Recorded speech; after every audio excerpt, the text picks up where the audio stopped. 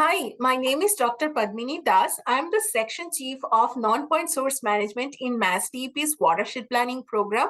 We manage two federally funded MassDEP's Non-Point Source Management grants, also known as Clean Water Act Section 604B and 319 grant programs.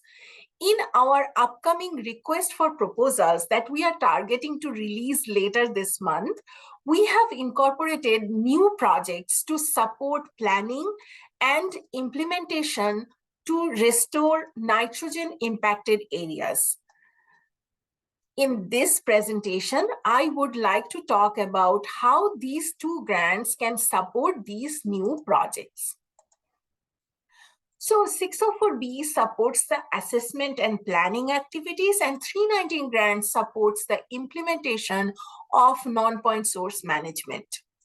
Eligible entities for 604B are municipalities, regional planning agencies, tribes, conservation districts, councils of governments, counties, and interstate agencies.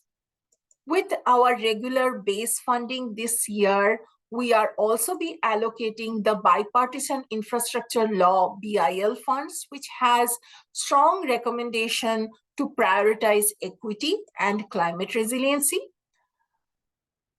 Eligible entities for 319 grants are a little bit broader.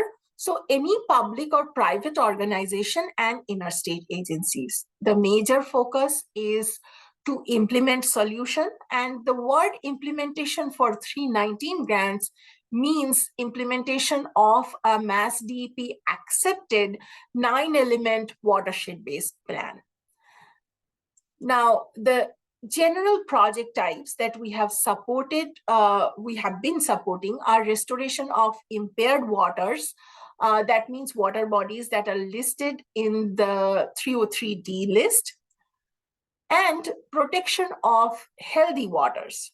This year, along with our projects that we have been supporting, we are going to be supporting new projects, restoration of nitrogen impacted areas. In addition to the implementation projects, we use some program fund to support capacity building. For example, technology transfer projects, regional coordination project, agricultural coordination project, and this year we are going to be supporting environmental justice coordination projects. Now, these type of projects can also support planning for restoration of nitrogen impacted areas for EJ communities. So I will be talking about that specific way later in this presentation. We generally use 604B as a capacity building grant for the 319 projects. Now, to support the restoration of nitrogen impacted areas, we have incorporated a new goal and 5 milestones in our current 5-year NPS management plans. The goal is to restore water bodies in nitrogen impacted areas.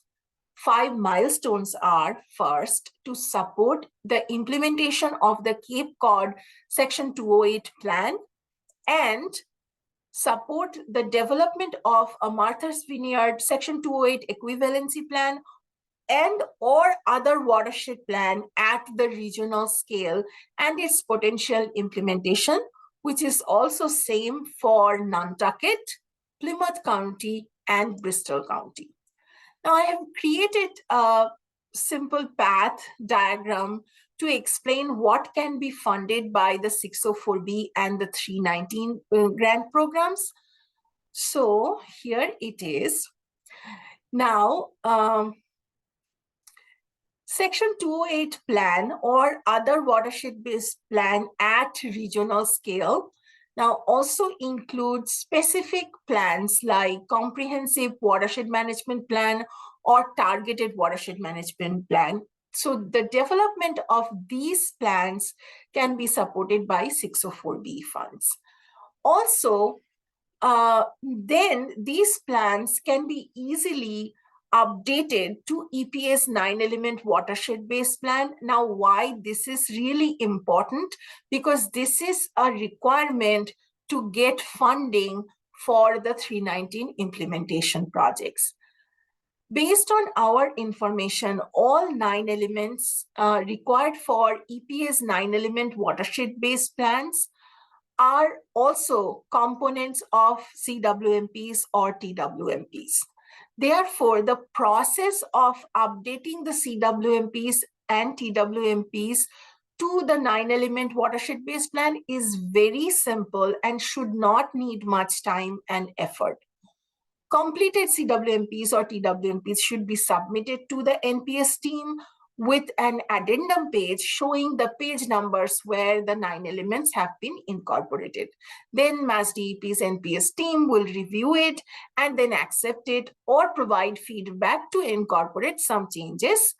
Once accepted, implementation projects will become eligible to receive 319 implementation funds. Therefore, a few minor additional steps will open the opportunities to receive 319 funds to implement the solution to restore the nitrogen impacted areas. Now, let us take a deeper dive into the eligible projects under both grants. As 604B supports assessment and planning, it will support assessment projects like identification of nitrogen sources, ambient water quality sampling, monitoring data analysis, modeling of nitrogen reduction scenarios, and planning process like development of CWMPs or TWMPs, updating them to 9-element watershed-based plan, and also add a climate resiliency planning in the process as well. All of these activities can be supported by 604B under the new 604B RFP. Now for 319, for all communities in the nitrogen impacted area, 319 grant can support implementation projects provided that the eligible project components must result in nitrogen load reduction and can include project types like installation of enhanced innovative alternative nitrogen reducing septic systems like IS systems, installation of permeable reactive barriers, restoration of wetland areas. In addition to that, Massachusetts EJ communities can get some more flexibilities. So the additional eligible projects for EJ communities can also involve the planning component along with the implementation component under 319 grants. So planning, same like development of CWMP, TWMP, updating it to the 9-element watershed-based plan, or doing the climate resilient implementation plan, all could be supported. All planning components for EJ communities can be supported by 319 grants as well. So for EJ communities can do the planning and implementation both for both with 319 grants. And for other communities, planning can be done by 604B grants and followed by implementation by 319 grant programs. Now, ineligible projects are those, for example, connection to a centralized wastewater collection system or extension of a centralized wastewater collection system. These type of projects are not eligible for 319 grants. Now, this slide I have created just to describe how the EJ Coordinators Program can support the planning process in the nitrogen impacted area and who are the eligible entities that can become the EJ coordinators. So for 604B, and both can be supported by 604B as well as 319. However, the eligible entities are different and some project activities are different as well. So eligible entities for 604B can, EJ coordinators can only be regional planning agencies. So, but For 319, it's broader. So along with regional planning agencies, it could be watershed associations, any pond or lake associations, environmental support group, coalition group, anyone can become the EJ coordinators. Now, as the first step would be identifying municipalities or communities through outreach, education, and engagement who are willing to start the planning process, or if they are in between the planning process, support their future activities as well. Now, as regional planning agencies, if water quality monitoring and assessment is required, that how regional planning agencies can help with that task. They can develop a general QAP and get it approved by MassDEP, provide training to communities to monitor water quality under that QAP, and then identify nitrogen sources, ambient water quality sampling, monitoring data analysis, modeling of nitrogen reduction scenarios. All of these could be supported by this step. And this is a step that cannot be supported by 319. So it is an exclusive step that can be supported by 604B EJ coordinators only. Now, the next step is the watershed-based planning. Now, development of CWMPs, TWMPs.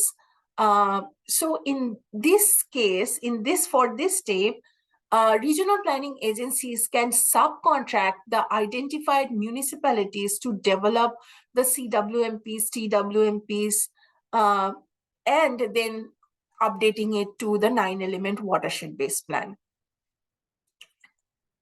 That's step 3.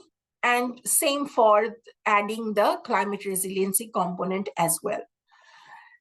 Now, step 1, 3, and 4 can also be supported by the 319 grant programs as well. So 319 grant EJ coordinators can also do step 1, 3, and 4. And as the final deliverable, it will be develop, write, and submit at least 2 grant proposals for 319 implementation projects to reduce nitrogen load that will directly benefit the EJ communities. This is the final deliverable for both 604B and 319 EJ coordinators. Now, as 604B is a planning grant, this is not just for EJ communities. All of these can be supported in all communities for 604B. However, for 319 grant can only support planning in the EJ communities only. So that is a difference also between the 2 grants. Now, EJ communities should be involved in the process through active and inclusive collaboration and engagement from start to finish. That is an important criteria for these project types as well. Now, I would like to mention this here as well, that the towns or municipalities can apply for developing the CWMPs and TWMPs directly as well. They do not need to do it through regional planning agencies, but they can do it with the regional planning agencies as well. So, also would like to share a good news that as a requirement for of the Clean Water Act, 319 grant awardees have been always required to include a non-federal match of at least 40% of the total project cost. To achieve our goal of meeting communities where they are, MassDEP's NPS management section in watershed planning program has gathered that 40% match at the state level this year. Therefore, we will be able to waive the match requirement for all awardees in this funding cycle. Now, this opportunity currently is restricted to this funding cycle only, because any kind of continuation for future will depend on funding availability and MassDEP's discretion. So this is an unique opportunity. So if you have a proposal idea, or you would like to know more, please contact us now, Once the RFPs are released, we cannot discuss any specific proposal ideas. So please contact us now. Thank you.